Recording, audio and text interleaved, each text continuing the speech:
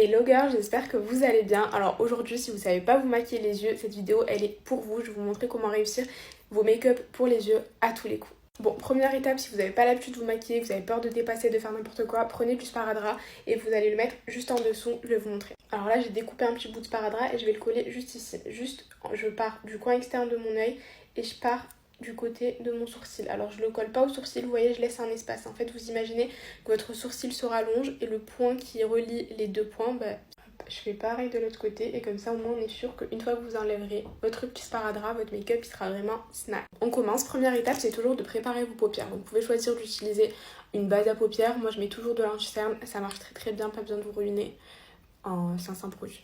Ensuite vous estompez avec un pinceau, vous étalez bien sur toute votre paupière, comme ça c'est bien net avant de commencer. Alors ensuite ce qui va grave vous faciliter c'est d'utiliser un bronzer en couleur de transition. Ça va faciliter l'estompage parce que c'est une couleur qui ressemble au bronzer que vous allez appliquer après et du coup ça va se fondre beaucoup plus facilement.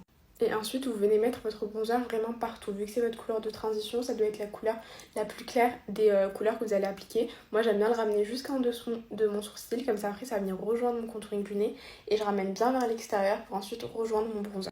Alors ensuite c'est là que vous allez vraiment commencer à créer votre look. Vous prenez un autre pinceau, une couleur plus foncée et vous venez creuser le creux qu'on a ici naturellement. Donc moi je le mets un peu plus haut, comme ça j'ai l'impression d'avoir des yeux plus grands.